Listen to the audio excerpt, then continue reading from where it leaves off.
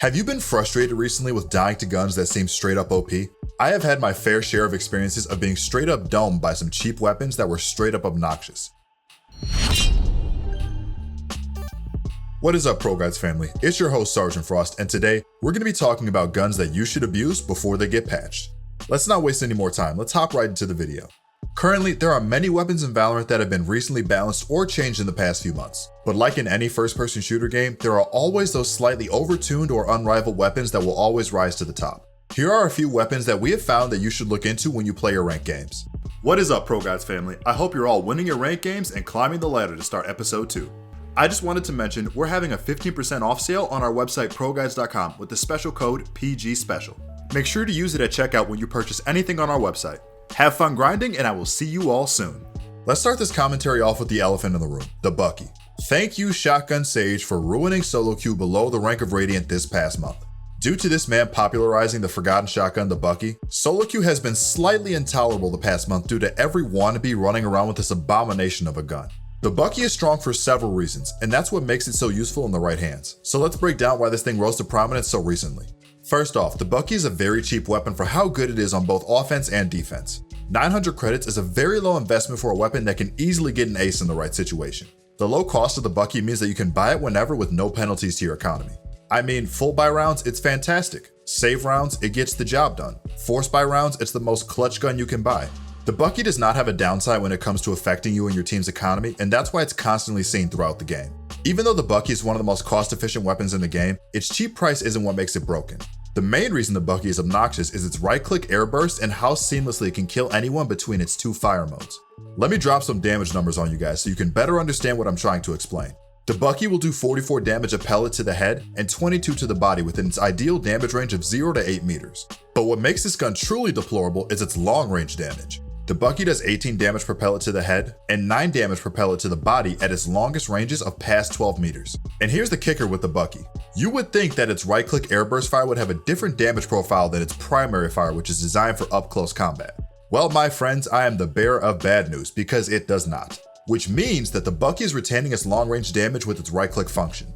Past 12 meters, the primary fire is nearly useless, but the alternate fire allows the Bucky to extend its range by firing a single shell containing pellets that explode at 8 meters, allowing its user to fight enemies at a medium distance. If the pellet strikes a target before 8 meters, however, it will only deal 1 pellet worth of damage. And that's not even mentioning that the shotguns in this game do not truly get penalized with the movement and accuracy, which means the amount of times you'll be killed by an enemy running at Mach 5 with a Bucky on a save round will be immeasurable over the course of an entire game.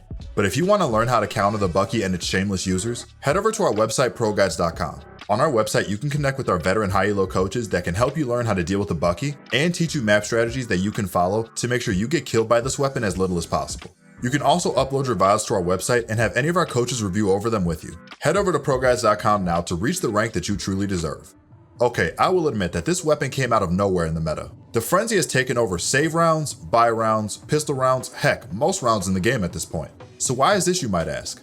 Well, after doing some research on different metas across multiple pro regions, the Korean and Japanese pro scene have been using low-cost weapons with great efficiency, compared to Western regions like NA and EU. It's not uncommon to see a team full of frenzies and Buckies on save rounds and pistol rounds in this region. After the pro scene exposed how powerful those weapons were in the right situations, solo queue and the rank meta caught on, and now we have the problems that we're experiencing with these weapons today. But the frenzy in particular is tough to deal with for other reasons. Having a fully automatic pistol that does 78 damage to the head in under 20 meters means that this person will tear through no armor targets like a hot knife through butter, and thus the frenzy on pistol round meta was born. Not to mention that this weapon is also 100 credits cheaper than the meta pistol, the Ghost. Which means that for many agents with more expensive abilities, having this weapon will allow you to buy more of your abilities in the first round and allow you to have a formidable pistol for you to defend yourself with. The frenzy is just a win-win situation for anyone that learns how to control its recoil and experiment with strategies for getting the most use out of it as possible. The Stinger has one job and it does it well, and that is spray down someone in the blink of an eye. This thing is effectively the Spectre's little brother. It's cheaper, has a smaller mag size, and does less damage per bullet. But the one advantage this thing does have over most weapons in Valorant is its fast fire rate. This is the gun you want when it comes to spraying down a single person in a flash, and there is no gun that can rival this thing's DPS up close. The Stinger may not be the most powerful weapon overall, but it excels in one area it is really good at, and that is close quarters combat. The Stinger is hard to deal with mostly because of its blazing high fire rate and very little movement and accuracy penalties that not only this gun have but other lightweight guns have as well. It was only yesterday that I lost a match because I was Ferrari peeked by a Jet with a Stinger on split, and she won the round because she got 2 lucky headshots on me while in full sprint from 30 meters away. The Stinger is the king of getting those "you gotta be kidding me" kills that we all know and love. The headshot damage is also pretty high for an SMG at 67, which means if the first bullet is a headshot and the player using it can control its recoil, this gun will kill you from surprisingly far distances rather quickly. The Stinger is a product of one of the most pressing issues in Valorant, which is running and gunning, which is a problem that has crippled the competitive integrity of this game. But don't worry, with more adjustments to accuracy penalties while moving, this gun will eventually get its just due in just enough time. Before we move on, we can't continue without our question of the day. I could never do that to you guys. Today we have a good discussion question. The question is, do you think Riot did enough to combat the running and gunning problem in Valorant with the accuracy changes in patch 2.02? In my opinion, I think they should go even further with the changes by adjusting the dead zones and damage profiles for a lot of guns that are the culprit of this problem. The Phantom, Stinger, Bucky, Judge, and Odin should all be looked at to further curb this problem. Let us know what you think in the comment section down below. The Odin is a gun that has been relatively quiet within the meta, but don't let its timid looks fool you. This gun is a rage-inducing machine when you can set up with it on defense. The Odin is a low skill floor but high skill ceiling weapon. What I'm trying to say is, it doesn't take much to use this gun properly when put in the right situations. And not to mention that this gun has been made famous by pro players like Sinatra because he pulls off those crazy spray downs, wall bangs, and clutch plays in professional matches. But there are many situations and instances where it's easy to mess up with this thing and get yourself killed.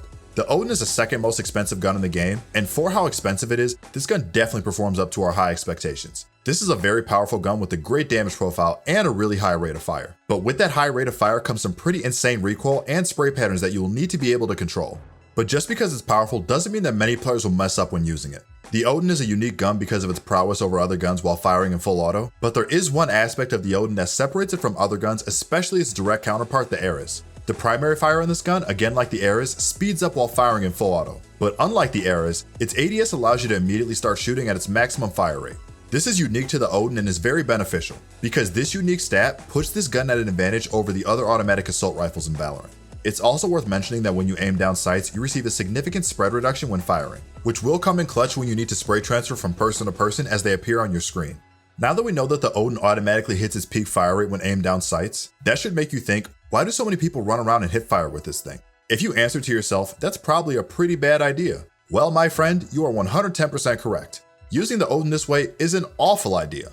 The Odin when hip fired has a much harder to control recoil pattern and a slower fire rate to start. Since this gun does not have one-shot headshots at all ranges like the Vandal, if you miss the first few shots in hip fire, you are most likely dead instantly. Now that we know that there are significant downsides to hip firing, let me give you an explanation on how you should use the Odin. First off, the Odin is a heavy weapon and will reduce your movement speed just like the Operator. This means that this gun will be preferable mostly on defense when you're stationary and holding an angle. Don't get me wrong, you can use this gun on offense when moving, but because of where this gun's strengths lie, you'll receive a much greater return on investment when using this gun like it's a stationary mounted machine gun. If you have played Valorant long enough, it's no secret that the Odin excels on defense, mostly because, like I said, on defense, you will be standing still most of the round, which will allow you to stay posted up watching a tight angle.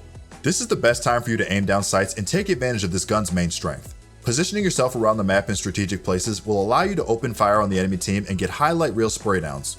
Well everyone, that's all we have for guns that you should be abusing in the current episode 2 meta. If you liked the video, then be sure to drop a like and consider subscribing if you enjoyed the content. We upload new videos just like this one every single day, and the best way to stay notified of that is by ringing that notification bell. Don't forget to check out our website ProGuides.com to gain some access to some truly amazing coaching. Remember to stay safe out there, and I will see you all again very soon.